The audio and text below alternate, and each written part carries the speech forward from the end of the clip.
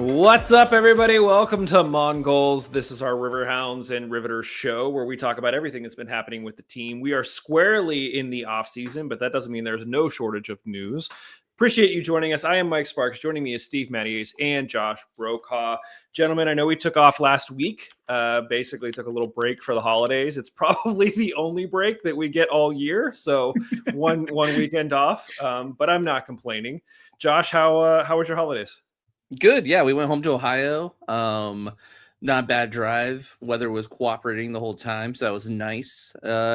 Successful trip home and came back and just even a relaxing Fourth of July. Jeez, relaxing New Year's. We did not end up going anywhere because of the weather. They had like those winter squalls and all that stuff. We're like, you know what? Let's just stay home. And that was not a hard argument on either one of us. It was pretty much the suggestion happens like, yeah, let's do that. Cool. I'm going to come back to you because I have a question. And I think I know the answer to it and we can discuss it. But first, Steve, how was your holiday, man? It was good. Relaxing overall. I bought myself a 3D printer, so I've been messing around with that for the past week. Fortunately, my New Year's Eve plans were 4 blocks away, so my friend Sam threw like a speakeasy style thing. So like we're hanging out with a bar in his basement. His sister was mixing up some drinks and whatnot, and playing darts and hanging out, and so it was fun. You and I talked about this. Was it like a dress up speakeasy? Ish. I mean, some people really went all in. I've realized that the vest that I had from 11 years ago definitely doesn't fit, and it probably didn't fit however many years ago that I got rid of it because it's not in my closet. So, and I've never owned a pair of suspenders. So, I got like a nice shirt that like kind of had a look that looks like it could have been from 100 years ago. I'm like, just kind of like pinstripes, dark blue with pinstripes. I was like ruffles. Like, are you like Seinfeld? The first that's pirate? Like 200 years ago, Mike. Ruffles. It's like the puffy shirt in Seinfeld. That's right, yeah. Steve and I did see each other between Christmas and New Year's. Mm-hmm. There was a 3-on-3 tournament at Montour that my middle son played in, and Steve was kind enough to bring us tacos, which were delicious. They are so good. Yeah. So we got to hang out a little bit. Comments are open. If anybody wants to participate in the conversation, please do feel free, and we'll put them up on screen. Josh, the reason why I said I would circle back, did you guys watch Stranger Things? Are you Stranger Things? Yeah. Okay. Steve, did you watch? No, I haven't had Netflix or somebody else's login for Netflix, and I don't know if somebody else's would even work anymore. Right. For probably a year and a half or so. So okay. Well, Steve, you can hit the road for like 5 minutes. I don't care about spoilers. Well, we don't necessarily have to spoil it because I don't want to spoil it for people. But Josh, just overall hot take, good, bad, otherwise. I think I'm easy to please. I like this show did exactly what I wanted it to do. The last season, I know some people are like really meh about it, but overall, I'm just here for a good time. And I thought the way they ended it, the way they did the story, all of it was just very fun, sweet time, and I liked it. So all the people complaining about it, I get it. It's not for everyone, but I had a good time. Yeah. Well, good. I have lots of gripes with it, but we won't get into this one. At DJ Aldoy commented, "Is this really live?" Yes, it is really live. Thanks, Mondo, for saying that it is. So yes, we are live right now, guys. Lots of news that dropped since our last episode where we had Danny Griffin on here and we were able to chat with him about everything from, sort of signing a long-term deal to what that means for D1 to how painful are tattoos if you get them on the bone. Like we kind of were all over the place. One of the things that we kind of speculated immediately after the conversation with him was whether or not Robbie Mertz would be back with this team, because at that time it had not yet been announced. The Hounds dropped the news. Was it on Christmas Eve? I think it was Christmas Eve that they dropped the news that Robbie Mertz will officially be back on a 2+1 deal, which is the same thing that Danny Griffin got, where essentially they signed him for 2026, 2027, and then they will have the option for him to play in 2028, in which point I believe Robbie will be well into his early 30s. I know that there was some speculation. These kids get old fast. Seriously? Like you're not kidding. There was some speculation. I don't think there was ever any doubt that, at least in our minds, that Robbie was going to go play somewhere else. But we also know that the game has taken a toll on him. He does now have a newborn, well, like 1-year-old. And whether or not would he consider playing again. So a 2+1 deal, I think, we're really happy about, but I also don't think it was a given. So Josh, your reaction to Robbie Mertz being back for 2+1? I mean, I'm not surprised that he's back. I've been saying him and Griffin, it's pretty much if they are playing soccer professionally, they're playing for the Hounds. Yeah. If they're done playing soccer, they're done. Like, you know what I mean? Like that's the way I kind of saw it. So it was less about is he going to sign or go somewhere else. It was more just about like, is he retiring or not? And I didn't think he was retiring. He doesn't seem close to retiring. Granted, I'm also looking at like people like, you know, Kevin Kerr and that kind of stuff. And it's like, yeah, we got some time, you know, Forbes, Kevin Kerr. We have a history of like players who are, you know, older than you think would be playing professionally, but they're still like starters. So I had no doubt that he was still capable of playing. I do think it was a little bit of a surprise that the terms of the contract, like that was that long of a contract. I kind of could see at some point us doing the whole, like, you know, every year we just kind of, you know, have a single year contract for these guys. I'm like, yeah, you still playing? Cool. You'll sign you again. No? All right, then we won't. So that was kind of surprising, but I do think he is good for that amount of time. So I'm not like worried about it. Yeah. You reference kind of like the thought about Danny Griffin and Robbie Mertz, that if they're playing, they're going to play in Pittsburgh. Danny kind of said as much last week, where we were like, did you negotiate? Did you have these conversations? And he was like, I just wanted to stay in Pittsburgh, so I don't really care. Steve, we now have a midfield that we had talked about was probably our strongest point last season. And we now have 5 of the 5, I guess you could say. 6, if you include Junior Etu, returning, where now you have Mertz, Griffin, Sample, Walty, all Etu. You know, thoughts on bringing all of those guys back in, you know, trying to defend our title this season? I mean, I think it's great, right? Like looking at the areas of the field where things went really well. You kept as many of the players throughout that you could. And so we'll talk about it in a little bit, right? Like there were a couple guys we knew were going to get offers elsewhere. And I think that's the level of USL at this point, right? Like you have really great season. You don't have that contract. Teams are going to come calling. To see guys like Robbie and Danny come back is absolutely awesome for me, right? Like guys that are there for the majority of, I think, like the recent success, right? I mean, Robbie's been around for, what is this, 7th season? Danny's 5th or 6th season, right? Like whatever it is, they like Robbie came in Bob's 2nd or 3rd season. Danny came in the year after. He left for like a year. Yeah, but like guys that have been around, right? Like guys that know the culture, guys that know the city, guys that know the fans, right? Like it's great. That leadership is great, and then you're bringing in a bunch of other guys that were, I think, really good on the field. It's what excites me the most about this is the first time where we're going into a season, and I don't have a question about, do we have someone on the bench that is going to challenge for minutes? And I love that with this group of midfielders.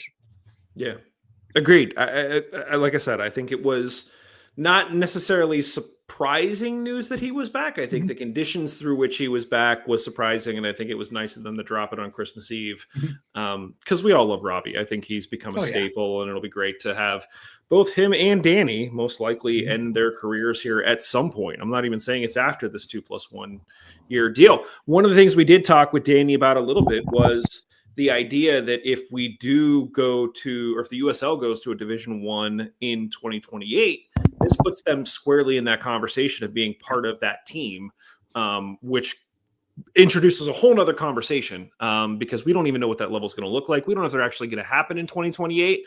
But to be able to be on a journey with this team the way that they have and be part of the early stages, at least, of a D1 program would be really cool. and something the city could definitely get behind.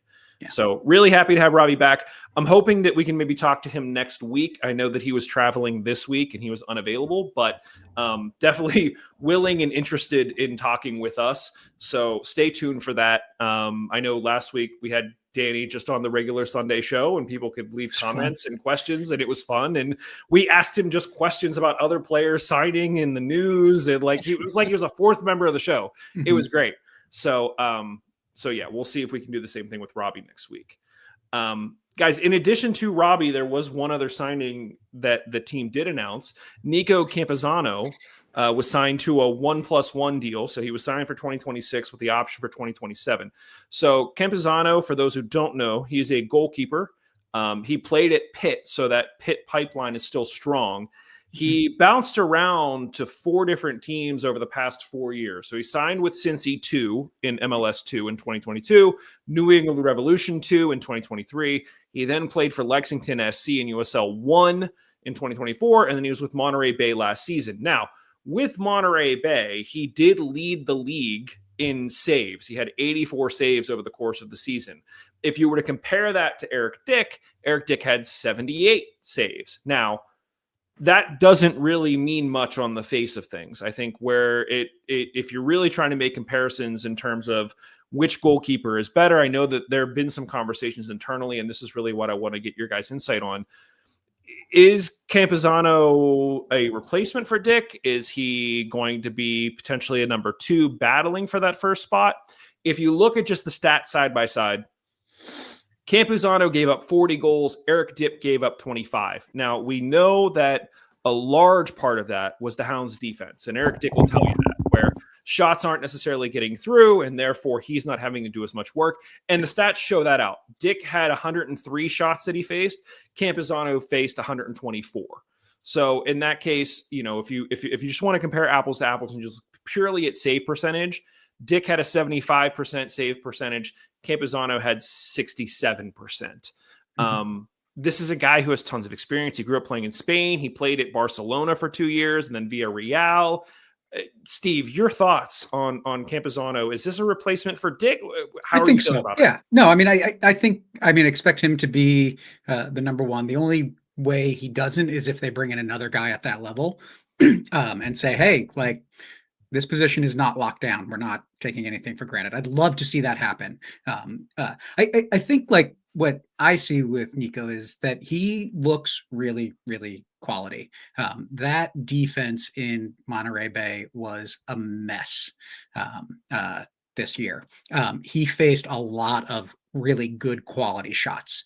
And so I got to figure, we can talk about losing some of our key defenders, but we still have a really solid core of center backs with Beto and with Factor, right? So I think that he's going to have the chance to really have a lot of success here. He's not going to be facing the same level of quality shots. I expect to see his save percentage probably go up. Watching some of his highlights, you can see that, maybe he's not the pinnacle of a USL keeper yet, but he makes some really good saves. I feel like the reason Eric looked like he was the best keeper, just from the eye test, is because every time he was making a save, he had to make an excellent save.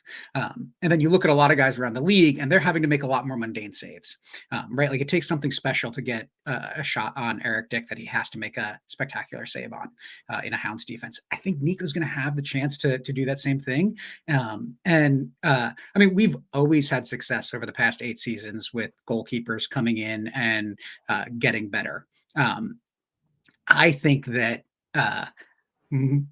it's not so much that we've seen these keepers get so much better until the past year and a half with Bushy working with Eric.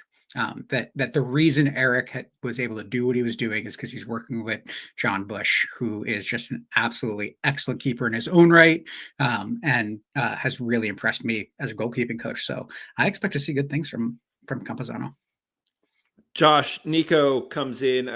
Historically, we've kind of brought in, I don't want to say no name keepers, but it's always kind of been our stance of just like, whatever, Lilly and company will, get these guys into the Golden Glove race because of how good the defense is and therefore how many shutouts they're going to face. You're taking somebody in Campazano that, faced the most shots in the league or had the most saves in the league last season. Mm-hmm. Your thoughts on bringing in somebody like that already has a pedigree and potentially putting them in front of hopefully a staunch defense? I mean, you kind of touched on it a little bit there, the Lilly of it all. That's going to be the whole season. Yeah. Like this whole coming season is going to be seeing what this team is now without Lilly. Like I can go off experience with this team. I can be like, it doesn't matter who's in the net all that much as long as they're competent. Like I'm not saying Bushy has an easy job. But in the past, it's been more about the back line and the quality of shots that they're actually seeing are pretty weak because our back line and our, midfield and everyone in between, like they're all doing what they need to be doing. And they're closing down most of the dangerous shots. I don't know if that's the case anymore. And so it is going to be interesting to see if that's the way this works. And then the other part of this is we've always seen the battle for the keeper position actually be a battle. Yeah, we'll have, two main keepers who will go back and forth. And like, even there for a while at the beginning of the season, it's like, oh, every other game it's a different keeper, seeing like who's doing better in practice or whatever. So it very much could be a situation where he is who they expect to be the starter keeper. And he has that position on lock right now. He's our only keeper. As Drew said in the comments, he's our only keeper we have signed right now. So he is our number one keeper, but I suspect we'll have three keepers. Again, historically, that's what we do. So we'll see if that's still the case now. And probably the second keeper and the first keeper will switch off and on until we figure out who, reigns supreme in that position. And we'll see them for the most of the rest of the season. But who knows? Because this is going to be the Lily of it all season. And like what's changed now, PB post Bob. We'll see what this is like. I mean, listen, I don't think I put it on the agenda, but I definitely meant to put it on the agenda. So we're going to talk about it now. One of the things I was talking to Vincent about early last season, it was 2 years ago when he came in and it was his first time as assistant coach. I think that I said to him something along the lines of like, you having kind of the offensive pedigree, are you going to come in and if you see something, you're going to tell Bob, like, I think we should do this. And he was like, let me stop you right there. You don't tell Bob anything. Like Bob's going to do what Bob's going to do.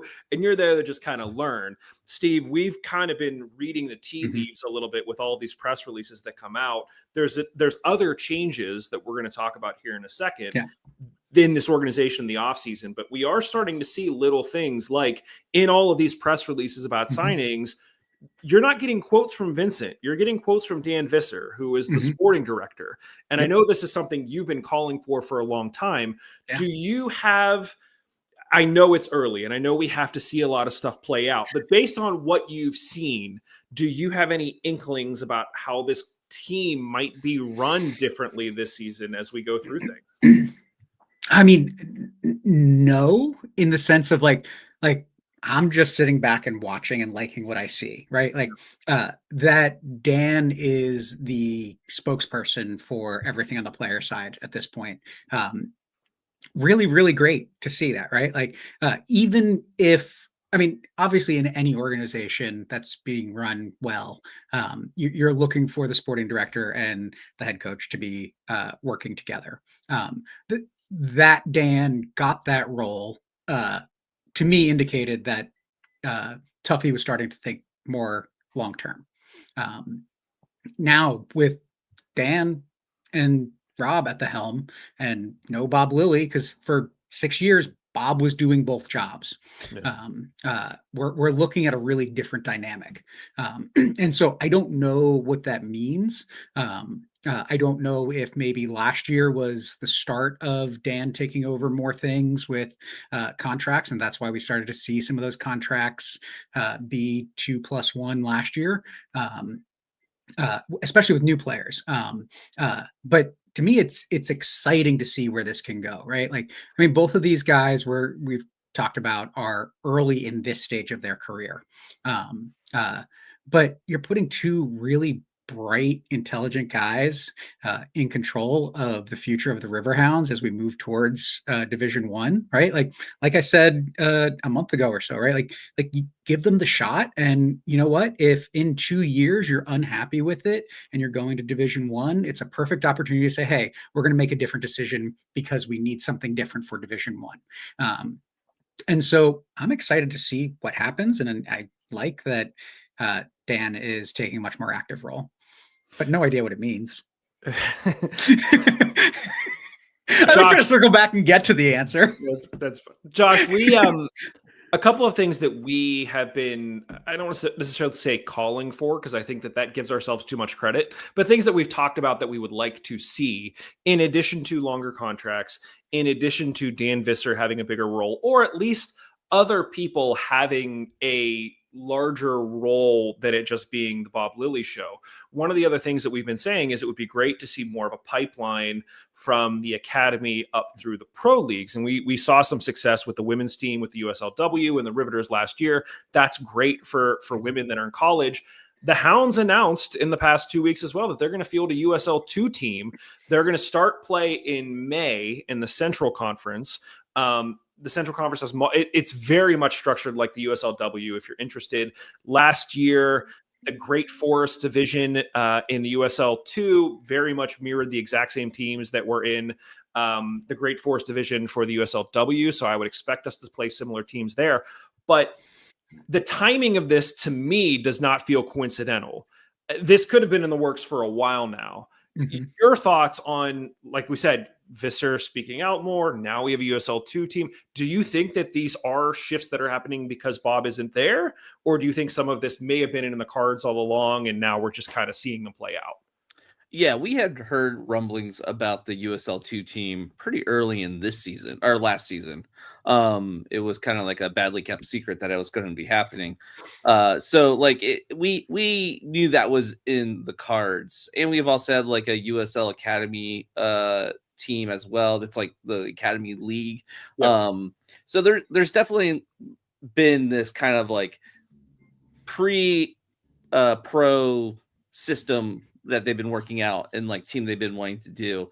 I do think it is more in line with just the league itself where it's going, more so than like the Hounds doing something special here. It's kind of like the roadmap that they want all the teams to be going for. So it's definitely good. I'm glad the league's doing that, and like that's what we're kind of heading towards, especially if the Hounds make the jump to the Premier League. We're going to have that gap there where we're going to want to have kind of like this intermediate spot. So having a basically, I don't know what you would even call this, like pre-League 2, like League 3, basically. Division 3, I mean, not League 3. Division 3, Division 4, 5, whatever. And then have that kind of being the ramp up for the pros is awesome. But it's so hard because I don't really know how this looks with college involved. Yeah. Because a lot of these players are going to be going to college. So like this league is like you do it in between your, season with your college team. Yep. Kind of like how the Riveters are doing right now, where a lot of the women playing go to college and then play in this team as well. I suspect that's what this is as well. Yep. So it's very much like, does that mean much? Or, is it just a super condensed 12-game season where it's like basically not rec league, but a summer league type feel? And does that really help all that much? I don't know how much stock to put into this, but I do want to see a pipeline built, and this is part of that pipeline. Yeah, I agree. I think it's a stepping stone in the right direction. I almost feel like once USL Premier happens, I could see them rebranding this, not as USL League 2, but like USL College or something like that, because it is confusing to have Premier, Championship, League 1, and League 2, but League 2 wouldn't actually be involved in Pro Rel because you're encouraging all of the other teams to have a League 2 team as well. Yeah. So I think it's great. I think we saw what it did for the women's team and the Riveters. I don't expect there to be a similar turnout and show of enthusiasm because this is like the equivalent of like an MLS2 team at this point. And so you're going to have, parents of the players show up. You're going to have a few fans here and there that show up. What's interesting is they play primarily in June and July, which we've already said is kind of the summer of soccer for the Hounds, and Highmark Stadium is going to be packed already because of games. So I don't know if they're going to play at Montour. I don't know where they're going to play. I think regardless, I'm just happy that it's happening, and there's just more for players to do. I just want to go on a little tangent. So this is part of the reason why the whole having the same vernacular as the European League is kind of confusing for USL to adopt. I mean, it's been written on the wall for a while now. We knew this is what that was going to be, where it's like League One, League Two, Premier, Championship. That's been where they've been building towards. But it's annoying because, like, in this situation, like, we have a college system, we have pre-pro and like amateur and like this in-between league, and like it doesn't exactly fit into the European model. So now we're trying to like cram these terms into these leagues or these teams, and it doesn't really work. So I do kind of wish we would have gone a different route, but it is what it is. And so it's going to be even more confusing for newer fans coming in and being like, so wait, what league are they? This is the championship league, not this is the championship for the championship league. Right. Stuff like that. Yeah. So my take on it is I think this will move a little bit more towards like the Spanish model, where you still have the pyramid, you still have the different levels, but some of those developmental teams are locked in at a lower level and fill things out in a more regional format, which is a bit different than England, right? Like, so we're using the English nomenclature, but probably headed for more of the Spanish structure, I think. I think it's great because I mean, I think we've seen this, right? Like you see, a lot of college players playing for a team like Steel City FC, which is at that level. But you also see a lot of guys that are trying to make a mark and earn a professional contract. And so for me, seeing a second tier development team where you can bring some guys in that look like they have promise and let them play for a few months, and figure out if they're going to make an impact on your roster this year, or if maybe they'll make an impact on your roster the next year. It's great, right? Like that. I think when you say like this is something the league is moving more towards, what that makes me think of is, right, like like it took how long for MLS to start getting development teams, and then it took how long for them to start their own league with that, whereas USL is able to do that now, much closer to moving to Division One, in a way that I think can be really sustainable for the pipeline and bring those kids into the semi-pro and professional ranks. I had a thought and then I totally lost it because of Liz's comment saying, well, then I'm going to need a season of Ted Lasso in Spain so that I can learn that system. You're not wrong. It came back to me, Steve, to your point is that, we have a system right now on the women's side where with USLW, you're bringing in a bunch of college players. You have a player like Tessa Delarose, who was a senior this past year. We don't have another team for her to go to. So to expect her to come back to Pittsburgh to play for the Riveters this summer is not likely. She's going to be looking for a pro contract to be going to play somewhere else. Whereas on the guy side, now that we have this 2-team, there could be that pipeline. You could have players that come in and play through college. Who knows what the relationship, I'm sure that it will be tight between the 2-team and the pro team. So if there is somebody that's excelling on the 2-team, even just from a practice perspective, they might be able to practice with the pro team. Whether or not you can sign them or have them bounce back and forth, I don't think that that's a possibility. Somebody can correct me if I'm wrong. But I don't think we know yet. But you at least still have that path so that if you do have somebody that is really promising that wants to finish college but then is looking at pro options, you could potentially offer them a system that they're familiar with an environment that they're familiar with, and you potentially keep them in Pittsburgh, which is something we haven't been able to do up to this point.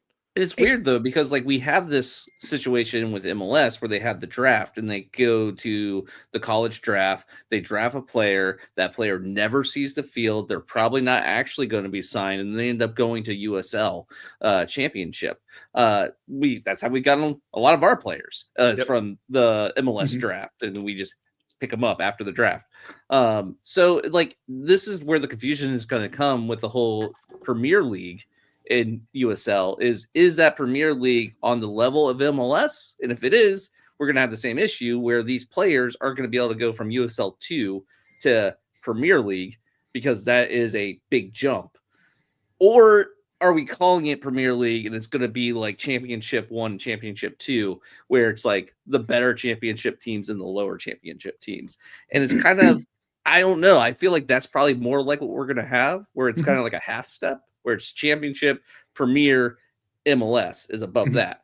As far as quality goes. If that's the case, then yes, this could work out where a USL2 player could graduate to after college to a championship team or a Premier League team, depending on how good they are.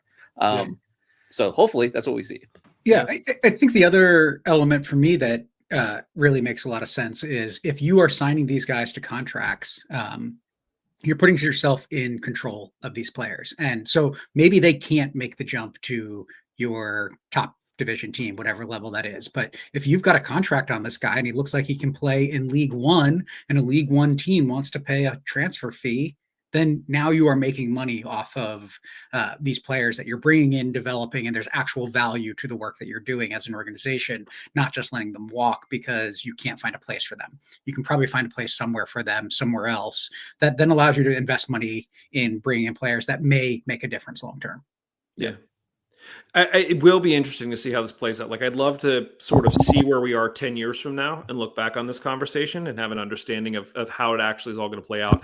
Josh, to your point, I think this could be super beneficial, not just for, the overall development of soccer for the Hounds themselves, but you have teams that are currently in League One or teams that might be in the championship and not in the Premiership. How much does this potentially save them in terms of growing talent? Could there be incentives for bringing in people that played in your college academy so that there's more emphasis on trying to develop that?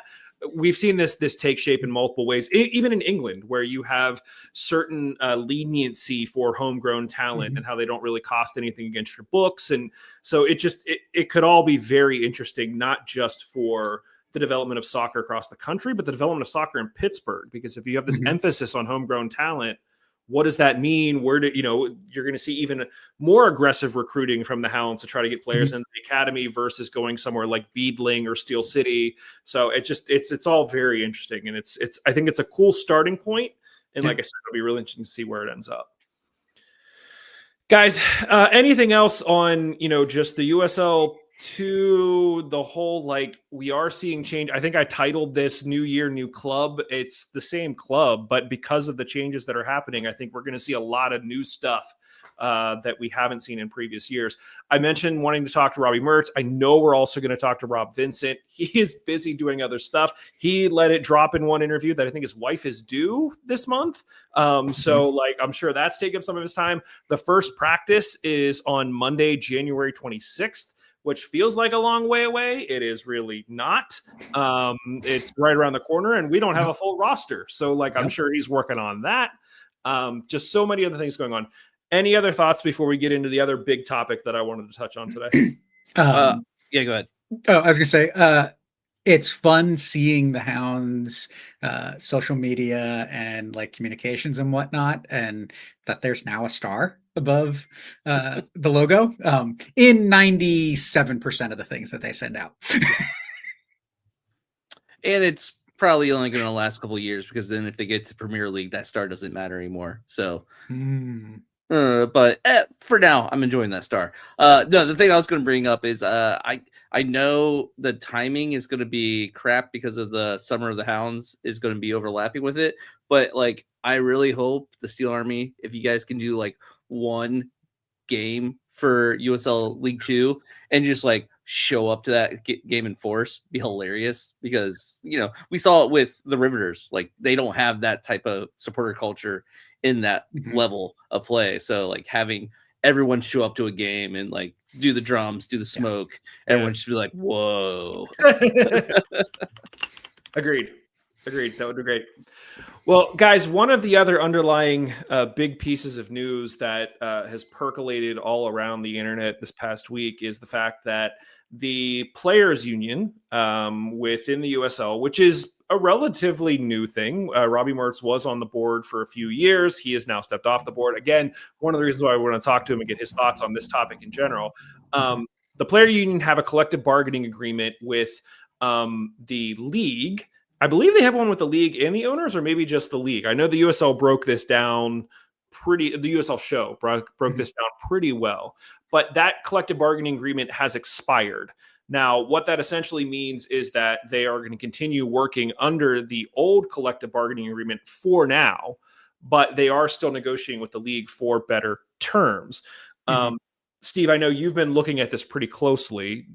Give us some insight in your thoughts on what's sort of happening here. I mean, I think that there's nothing I can say that the guys over at the USL show didn't say better, because that's probably 70% of my information comes from them, right? But there've been a few other things as well. So there's an article in The Athletic as well. Yeah. And there was, I think Medium did another one this week. The Athletic one was really good as well. I mean, the big thing about it is that the players are asking for some bare minimums above what they felt they had to compromise on to get an agreement the first time around.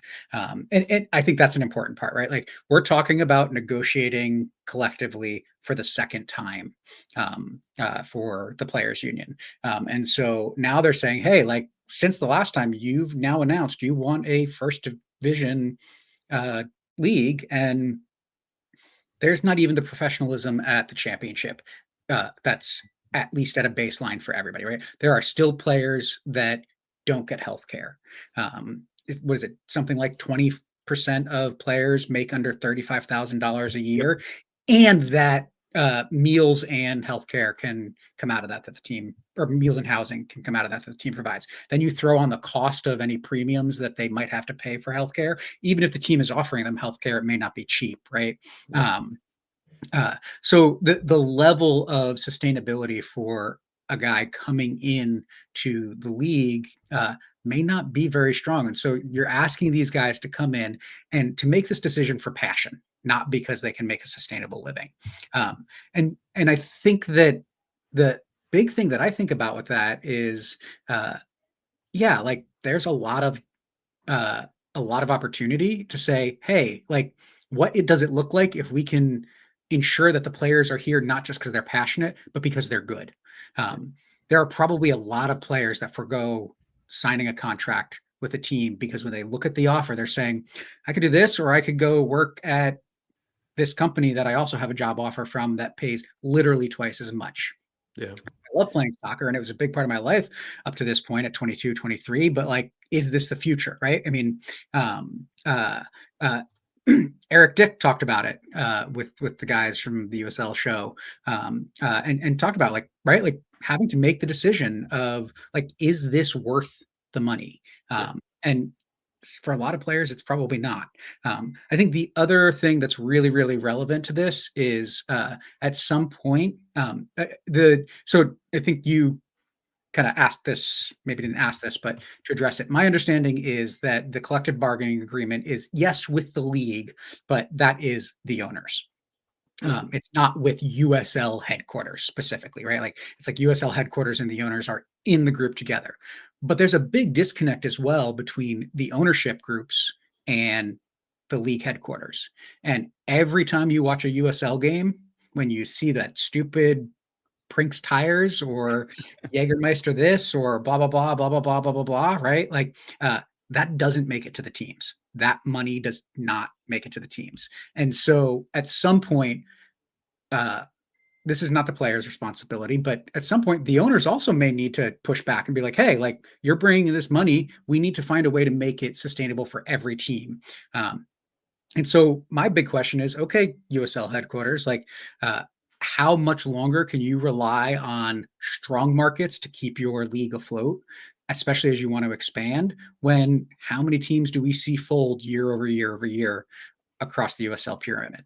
2, 3, 4, 5, right? And so you're asking more people to keep putting money in, but where is that money going? It's going to you. It's not going to making the team stable and the organization stable that actually bring you in that money. So, yeah. One of the other things I know they're pushing for as well is 12-month contracts. A lot of the players are not on 12-month contracts, and guaranteed contracts. So if you do have a team fold, like you said, like North Carolina, you have guys that are on contracts that are still going to get paid. Like there's what you were going to. North Carolina didn't fold. Well, they ceased operations so they can save money to go to Division I, right? Like it's even worse than folding. Well, yeah, okay, sorry. I thought you were defending North Carolina. No. I'm railing against them. Like it is way worse than folding, right? It's not that they're unsustainable. It's that they're making a stupid decision. Say we're going to cancel these contracts and not play these players, right? That's why it's even more important for those guaranteed contracts. Josh, I know it wasn't shown at all on the broadcast of the championship game, but the players walked out wearing t-shirts that said what? Pro Rel, Pro Standards First, or so it was something like that. The Steel Army had signs supporting them. The fans in Tulsa had signs supporting them. What's your take on sort of all of this and what's happening? It has to happen. Like the players are, it doesn't look like the players are asking for all that much, honestly. And it's just kind of a continuation of pay to play. If they're not getting health insurance, if not everyone's guaranteed health insurance, if they're not full-time employees or part-time employees or seasonal employees, whatever you want to call them, they're not getting the benefits that they need to survive. That makes this only accessible to a certain number of people. Yeah. And that's why soccer fails in America, because if only the people who can play are the ones who are already privileged enough to have like a safety net under them, we're not going to get the best players in the country. Players, possible players could look at the state of soccer and be like, well, I'm not going to put my time and effort into learning how to play this. I'm going to do a different sport where I know I can, support myself and my family, future family. So like this is just a continuation of making the players basically paying for the privilege to play the sport. And then that's like, you're going to get only a small percentage of the players in America who are actually good, who happen to be born to the right, bracket of income, who have that ability to play. So like, this is why it sucks because like we need these players unions and like the league to figure this out and actually have it so they can support these players and we can get better players in America. Or we're gonna be again looking at a World Cup, where we barely do anything and we look pathetic, and it's gonna be crap. Like you're not gonna get a better quality soccer player without these contracts. I want to talk about the timing in a second, but to your point about sacrificing, a friend of the show, former Hound Joe Farrell, was quoted extensively in the Athletic article and how he basically said, they're not asking for a lot. He's looking at his life now where he literally is retiring from soccer. He's not that old. He's still an elite level player, but he said he's looking at his friends and they all have homes and they have 401ks and they've started building this life. And he's had to sacrifice to the point where he has to have an apartment with like 3 or 4 roommates because that's all that he can afford just so that he can keep playing this game. And so from a financial standpoint, he's setting himself up to be in a worse position than other people that he started in level with simply because he chose to play in the USL Championship. And so, absolutely. And I know that when the first collective bargaining agreement happened, I forget who we talked to. We've talked to a number of the players about this, and they all kind of came out and said, look, this is a first step. We took a ton of concessions to kind of help ensure that the league gets its footing. It now feels like the league has its footing. So I think that their argument about, you're going to set up a USL Premier League. You're adding new teams every single year. You're seeing a lot more stabilization across markets. You're demanding that teams in the Premier League are building 15,000, seat stadiums. It's time to come back and kind of make things fair a little bit. Josh, you mentioned World Cup's happening this year. I know there's a lot of people torn because this could potentially end in a player strike and mean no season in the USL in a year where the World Cup is going to be here in America. It feels like the timing is awful. So I've seen online, there are multiple conversations. Some people are saying, don't be stupid. Why would you try to strike now? Isn't the time? And there's also the argument of this is the perfect time because you have Mhm. all of the leverage. The coach, the club owners and the league don't want to shut down during a World Cup season. Steve, where do you fall on that? Is this good timing, bad timing? Doesn't matter. Where are you? I think it's good timing. Because like, what do these players have to lose at this point, right? Like this is the owners, and I mean, Kaylor did a really good job of talking through this on the USL show episode. That this is not the owners. This is a small handful of owners that they think is four or It's like five. 3 or 4. Yeah. Right. Like it is a few owners that are doing this and pushing back and not voting for this at this stage. Right. Something like 28 or 34 sessions over the past 2 seasons that they've tried to reach a deal, and there's a few people holding out. And so I think it's great timing because you know what? The players can put those teams on blast. The league itself, I think, should be stepping in and saying, hey, like, we don't want to strike. And so you've got to figure something out or come up with some sort of way to penalize those ownership groups and say, well, you know what? Then you don't qualify for moving up. You can only be demoted for the next 5. I don't know what they can do or whatnot. Right. Yeah. But I think that is really important. Like that's the crux of it, that this is not everybody, but it's a few people that don't want to pay their players. Then get out of the soccer business because you're operating a professional soccer team. You need to treat them like professionals. You're bringing in professional level money, so pay your players professionally. Josh, good timing, bad timing for World Cup? Great timing for the players. I mean, this is the chips are, I don't understand the thought that like, oh, this is a terrible time because you're ruining like, no, this is when it matters the most. And this is when you have the most leverage. I mean, let's be honest, it's a cluster. The World Cup itself seems to be a mess right now as well. So like, why not also be a mess at the USL? But it is a situation where, you look at what FIFA's doing and kind of like the greed and corruption there. And like, you don't want to be that. You don't want that to be the perception that people have of soccer in America. Then don't be that. Like, prove them wrong by not being that corrupt and money hungry. And we're hearing about like, oh yeah, the fan experiences outside of World Cup games where they used to be free, where they're just on a big giant screen, and people who can't make it to inside the stadium are going to have the ability to watch the games. Like, no, we're going to ticket those as well, so you have to pay for that experience, and those tickets are also going to be kind of expensive just to watch the screen of the game in an outdoor facility. Like, oh man, I hate. Listen, total tangent on this, but I shared this with you guys over the break. Back in 1994, my dad was able to get tickets for me and him to go see a quarterfinal World Cup game in the Meadowlands in New Jersey. It ended up being, I think it was Belgium against Germany. Germany had won the previous year. We had no idea who we were seeing. We just knew it was the quarterfinals. We were going to go watch. Germany ended up losing. He found the receipt. They just moved. He found the receipt for the tickets. He paid $55 per ticket for us to go to the quarterfinals of the World Cup to see the former champions play. Even if you account for inflation, that would be $116 per ticket today.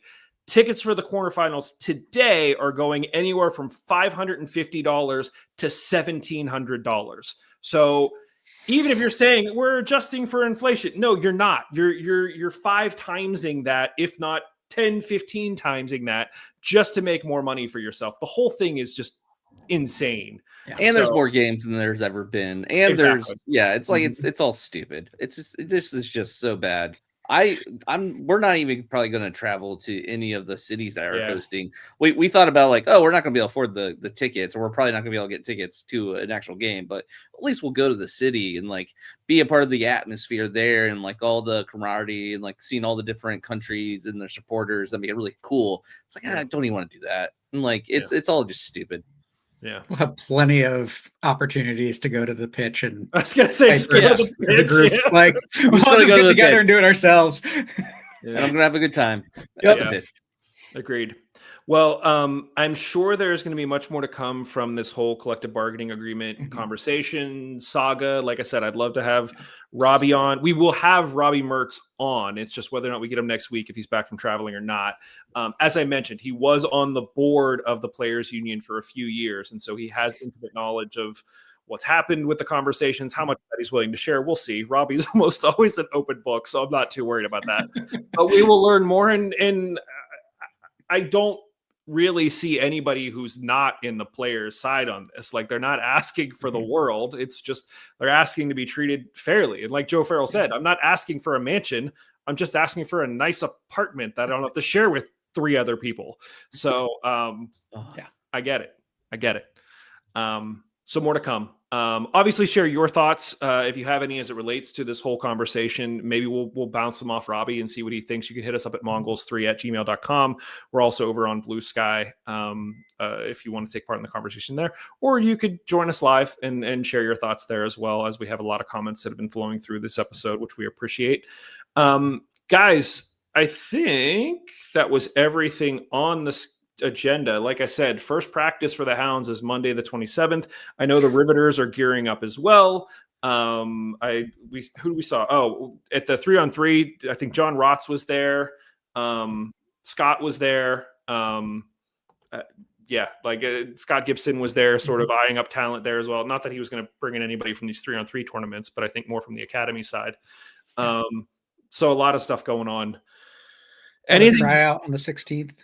Yeah, another tryout on the 16th. So it's all snowballing very, very quickly. Yeah. Anything else you guys want to talk about on this one? Covered a lot. We did cover a lot. Like I said, hopefully how much there was after a week off. Right? Like, and I'm sure that we'll probably have equally as much heading into next week. Hopefully, like a plethora of signings to talk about. Let's not get ahead of ourselves. I'm this is another situation where it's like, is this going to be different now that Bob's gone? Is it going to be like signings are going to come early, or is this going to be like we're still waiting for signings happening after preseason starts, and we're like, we have nobody left or signed so far? What's going on? So when you were talking earlier, Josh, it reminds me, my best friend does not do resolutions, but he does a theme for the year every year, and so our theme, I think you named it as Mongols, is the lily of it all. There you go. I don't know how I feel about having an entire year based around Lily when he's not here. I still have a few years ago, we made bumpers. They're not really bumper stickers, but they're stickers that said, "Welcome to Lily's League." Yeah. It's hanging on my fridge downstairs that I may need to do something with. But we need to make new stickers too. So if anybody has any ideas or thoughts of something cool that you want to see, send us our way. We have not made them yet. I know Liz, I think Liz ran out. She said she ran out or was running out at the end of last season. For those who don't know, if you find Liz during the game and she gets you on the full 90, you will get a Mongol sticker that you can put wherever you'd like. I know some people have been collecting them over the years because they change pretty much every year. I think she had a few extras last year from the year before, but we got that to do. Boy, it's all happening so fast. Liz just said we'll run out very soon. So there you go. They're a collector's item, man. You got to get it while you can. All right, gentlemen. As always, appreciate the conversation. Like I said, looking forward to talking to you guys next week. Steve, I know, don't show it. I know you got your tattoo and we've seen it. Is it healed? Is it healed up nicely? Oh yeah, it looks great. It looks great. I'm supposed to get mine Saturday morning.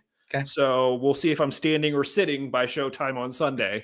I'm still going for the shin. Still going for the shin. Yeah. All right. I'm getting fitted for it probably this week. I mean, and then I don't know. We haven't scheduled the actual date, but he made it sound like he was pretty open. So nice. Hopefully I'll be getting mine within the next couple weeks. Sweet. Sweet. Okay. Like I said on a previous, I may have said it off air. I don't even remember. If you end up getting a Riverhounds tattoo, then we will make a point of getting everybody who got a Riverhounds tattoo. It could be Riveters too. I'm not biased. Get everybody together at All Hounds Eve, and you'll get a drink on me, and we'll just sort of be like a little club. So yeah, if you're thinking about it, maybe one drink that'll push you over the edge. That will pay for it. That'll do it. Yeah. Thanks, everybody. We appreciate all the support and all the conversation. As I mentioned, you can hit us up at mongols3@gmail.com. Otherwise, we will be back with the next show here in about a week, live Sundays at 7 p.m. We will talk to you very, very soon. Later. See ya.